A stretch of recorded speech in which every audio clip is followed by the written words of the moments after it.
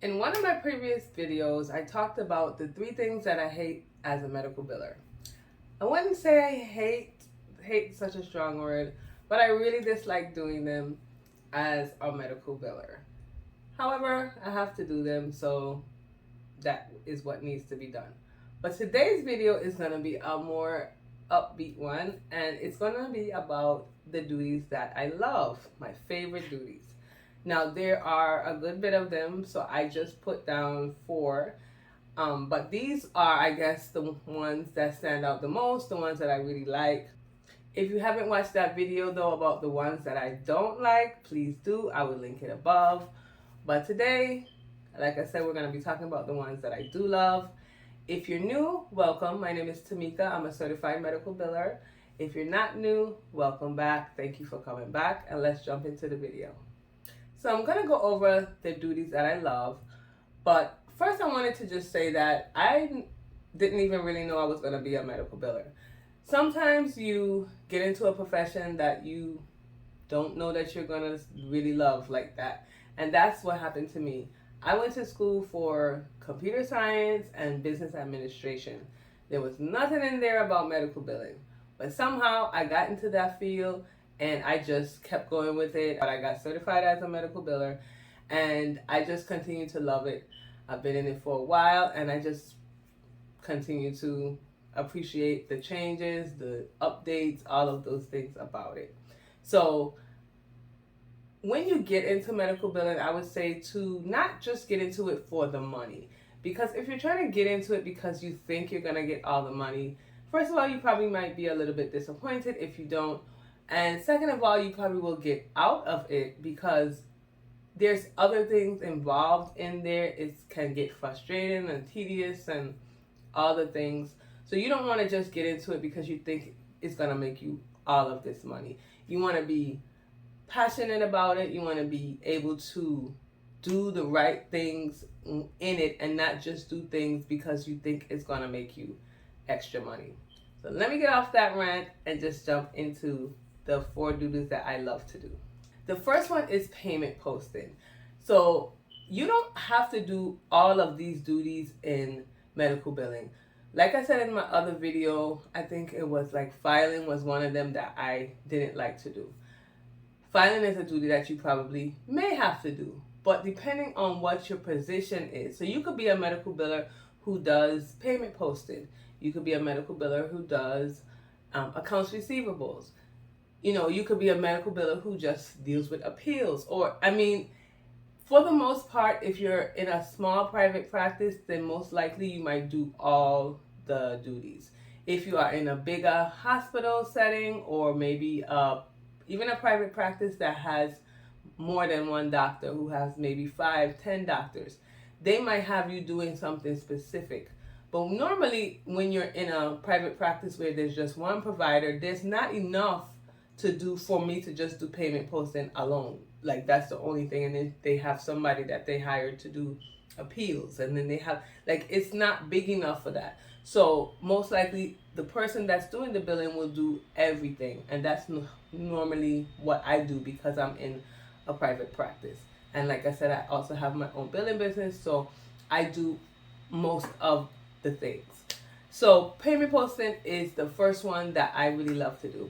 And I think I love to do it so much because I am a math person. I love numbers.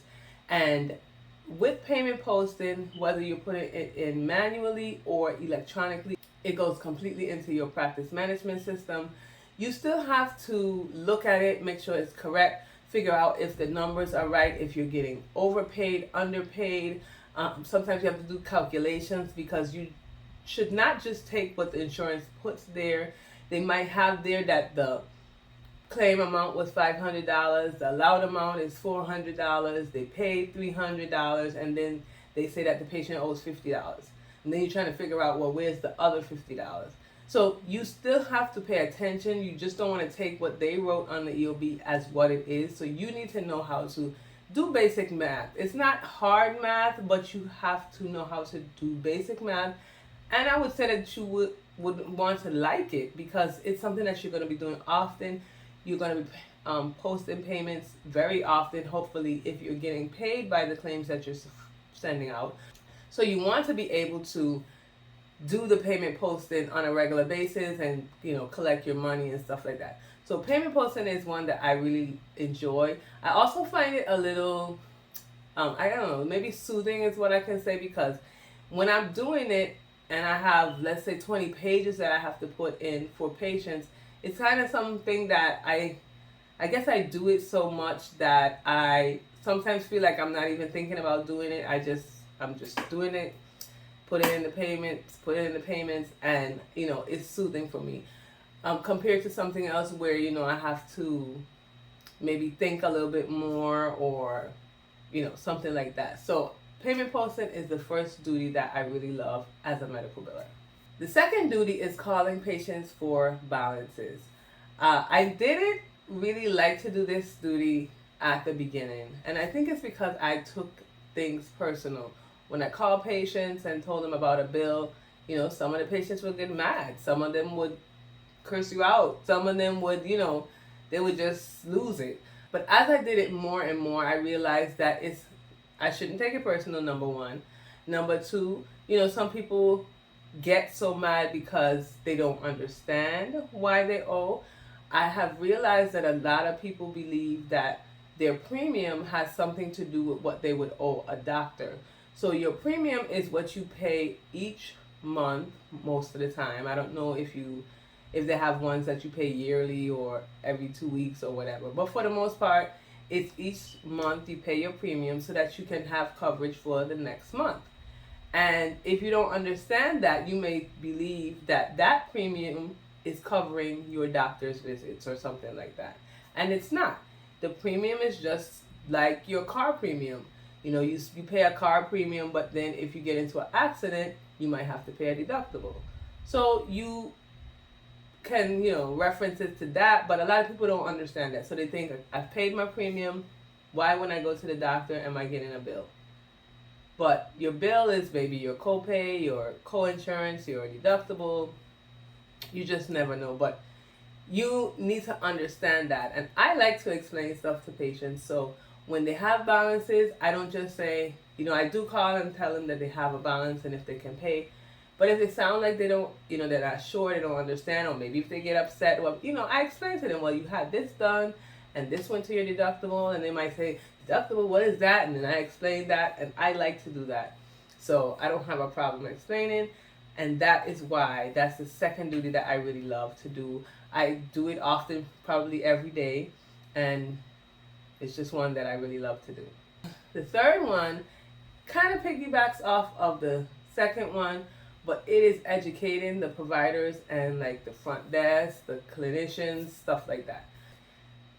The people who have these other duties may know a little bit about billing, but they may not know everything. You know, you as the biller is the one who's doing, you know, your education, your continuing education units. You're the one who, you know, reading about the new guidelines, stuff like that. So you might have to educate the provider. He might start putting in a code. If he's the one who's doing the coding and you're the one who's doing the billing, he might start putting in codes and adding extra things that's not correct. And since you're not the coder, you're the biller, you need to go back to him and show him stuff, you know, show him proof, or, and I keep saying him because I always work for male doctors, but sorry, him or her, you show him or her that, you know, this is something that's new. This is a new guideline for Cigna saying that they don't cover consultations and you have to bill it like this. So you don't want to just have them keep giving you the wrong things and you keep billing out the wrong things when you know that this is right. You shouldn't be changing what they put because, again, you're not the coder. If they're playing the coder position or you actually have a coder, then you should go back to the coder, if, you know, and explain to them, this is what I saw. And you always need to have proof of what you saw. You know, it's not just, well, this is what it is and somebody told me that, so that's why I'm going to do it. You should probably try and find out where they got it from the insurance's site or something like that. You should probably find that information, print it out, give it to the provider so that they can understand why they need to do it this new way. educating the providers and the front desk. You know, the front desk needs to know about co-pays and co-insurances and collecting stuff like that. Why they need to collect certain things from the patients on the insurance cards and stuff like that. So I like to educate. I feel like I'm kind of like to teach. That's kind of why I started this channel, because I wanted to be able to, you know, educate people, let them understand specifically what medical billing is, and if they're interested, if I know the answer, then I don't have a problem sharing it with them. So the third thing is educating the front desk and the doctors. And last but certainly not least, but this is the last one I'm going to go over in this video, and it is accounts receivables aging reports. So you do that for both patients and for the insurances. I usually do mine every week. Sorry, not every week. I usually do mine every month. And you might have people who do theirs every 2 weeks, especially if they're a part of a big practice and you don't want to have to go over at the end of the month, you know, thousands of accounts. So you might split it up into bi-weekly, but I usually do mine every month. And there's usually, you know, outstanding insurance claims or patient balances that I have to go through. I usually go through each and every one of them. Again, you may be able to do this electronically, or they might have, because they're coming up with electronic stuff all the time. So they might have something that does it for you.